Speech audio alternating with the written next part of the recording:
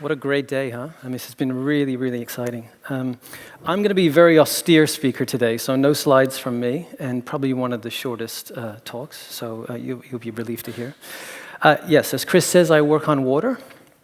Specifically, I work on issues related to the private sector, and really helping them to think about the water they use, how they measure and manage it, and really think about challenges that they face for the future. Now, I find that work fascinating, and people who work in the water space, I think we find the subject fascinating for a lot of different reasons. Let me give you one really important one, I think. Water's not like oil, obviously, but it's not like oil in the sense that there isn't a more sustainable or plentiful resource, an alternative in a sense. In fact, there's no alternative. And then when you cast your eye around the world and you start to look at the different ways in which there are separate water crises around the world, that combination of water being essential and yet in crisis is really a bad combination. I also understand that it's hard for people like us to accept that water is our issue or it's something that we have to care about, right? I mean, we're in this country of Switzerland, the water towers of Europe, for goodness sakes. We have more water than we know what to do with. You take a left out of this building and walk a few blocks, you've got one of the world's largest fountains. It's not a particularly water-conscious city, that's for sure. But I think over the next 8 or 10 minutes, I'm just going to try and get you to think about water just a little bit differently. And I think more importantly, try to motivate you to want to get involved in water issues. Because those issues out there, those crises, they are real. They really are. Some of them are dire. But I believe they're solvable. And I think we have to approach the future challenges with hope and not fear. So like most of you, I took water for granted most of my life. It just wasn't something I ever really paid that much attention to. And I was working in agriculture for a number of years, and I was looking at really boring things like the kind of claims that people were making about their yields and their crops. And it was through that work that I came into contact with water issues. And suddenly it isn't about the seed or the plant, it was about the stuff that everybody needed, but nobody I knew was really talking about. Yet everywhere I looked, it was in trouble.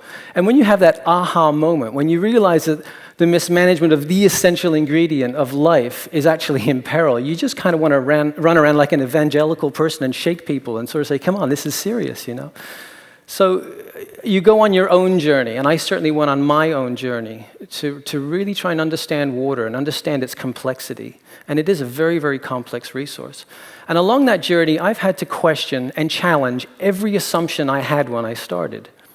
It just is not what I imagined it to be. When I thought of water, I thought of the water that I used in my home, that domestic water, you know. And of course, that's a tiny fraction of the amount of water we use. And if we limit our thinking just to the amount of water we kind of see and touch, we're fundamentally missing the characteristic of water, the major characteristic. And that's in everything and everywhere all the time. Water is tomatoes. Water is the lunch that you've had today, undoubtedly. But it's more than just the things we consume. Water is 2 million people dying of diarrhea every year. Okay? And it's the difference between education and illiteracy for a 13-year-old girl in Malawi who has to go fetch water instead of going to school. And it is fish and rice for dinner every single night all across Southeast Asia. Okay? It's a fascinating resource. Excuse me. In fact, I need some of the resource right now because I'm thirsty. This is thirsty work.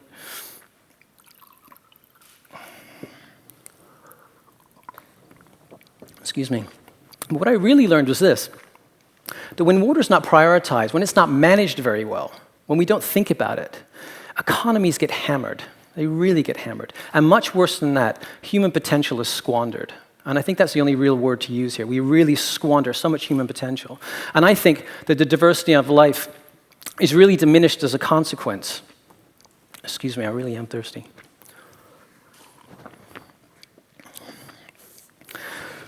And we can't just trust that someone else is going to take care of this issue for us. It's something we have to take care of.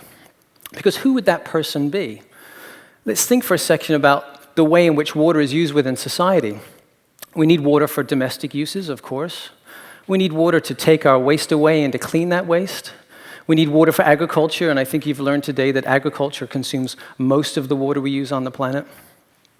We need water for cities, we need water for industry and business, of course. We need water for nature, for those beautiful places that we care about, for biodiversity. And increasingly, we need water for energy. So you can imagine that water crosses all these different spheres of communities, of NGOs, of businesses, and of government. And we all bring to it our own perceptions about water. But somehow we have to work together in a kind of system of checks and balances to make sure that government is held accountable for doing their job, that business doesn't take too much water than it's entitled to, and that we are informed about these kind of water issues. But as I said, we have these real perceptions. We all have kind of beliefs about water that we kind of hold very, very close to our chest. And I think that actually, in many ways, these beliefs can really stifle progress because they really prevent us from moving forward. We see similar issues very, very differently. I'll give you a real example.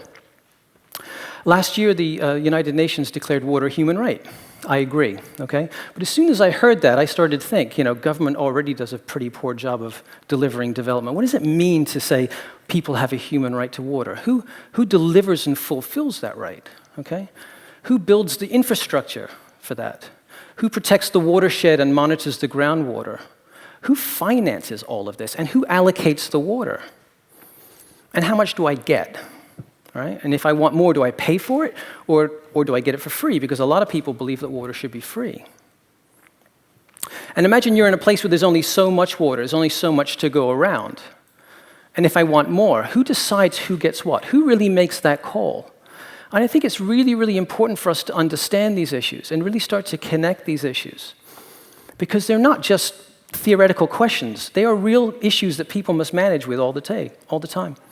So let's think about some facts here for a second. Let's put this in context. We know that just under 1 billion people still do not have access to safe drinking water. Incredible. 2.6 billion people do not have adequate sanitation. Every time I hear that number, I have to kind of shake my head. 2.6 billion people. For WWF, we care about species. Freshwater species are actually in faster decline than marine or terrestrial species. And we're going to have to double the amount of water we need for agriculture. So why is that? Why are we in this predicament? And I think there's a number of reasons, but I'll give you 3 top reasons for this. One is that governments really haven't prioritized water. They've really taken their eye off the ball. They've driven other agendas and they've focused on other things. And when you get behind on water, you can't catch up. It's just too big a task, It really is short-termism, and it really is a complete lack of political will. There's no doubt about it. I think the second reason is that water is very siloed. I think we've learned that today too, Within a government ministry, you may have different ministries that have a part to play in water. In fact, in China, they say that 12 dragons manage water. 12 different ministries have some role to play in the management of water. And they don't really talk to each other very well. Amazing. NGOs are the same. We drive single issues on water, perhaps, and we don't talk to people in the social NGOs. We don't talk to people in the health NGOs. And sometimes we come head-to-head with each other. It's certainly true of business, and it's certainly true of academia. I think, kind of working in that silo. And why does that matter? It matters because somebody will put a dam in and destroy an estuary downstream, or somebody will pollute a river and poison a community, or wipe out an entire fish species, or build a city and then ask questions about where am I going to get my water from in the future? Really, really important questions. And 3, I think it's down to just pure old, neglect and corruption. There's no doubt about it. There's just so much corruption and neglect in water. Poor or powerless, fish don't vote. You know how it works. But we have to tell their story, and I think that's something that we just can't forget. But dismal statistics, I recognize, are pretty paralyzing, and that's not really helpful. It's no good sitting on the sidelines, chirping up about who's doing the right thing or the wrong thing, or complaining that they're doing it the wrong way. That's not really going to get us anywhere fast. In fact, I think we need to think about the good news that's coming out of water. And there is a lot of hope that we have to take heed in. And that is that water is really becoming a hot topic. I think hopefully you've noticed this yourselves in your lives. You've seen it in the media, perhaps. You've certainly seen it in what the business people are talking about today. I see it from government. I certainly see it from donors. People are driving this issue forward in a very, very different way. As I say, I do a lot of work with business, and they are really taking this issue quite seriously because they understand that when it's mismanaged, it poses risks to them that they really want to avoid. Yeah? And many companies have faced an operational crisis or lost a social and legal license to operate. They've been accused of things they've done or things they haven't done, but they get this, One company came to us a couple of years ago, because one of their shareholders asked them a very, very simple question. They said, "What are your water risks?" All right, so this company didn't have a clue. They didn't even know where their factories were, let alone their supply chains. But this was a great question, right? Now your shareholder, your biggest shareholder, is asking you a question, and you've got to answer that question. So that company's been on a real journey to understand where they use water, what the other issues are about water, what they can do better. It's a fascinating journey. And they know that they will always have to pay attention to this. And in doing so, we're going to become a better company. Because in my experience, companies are coming to this not to make a quick buck.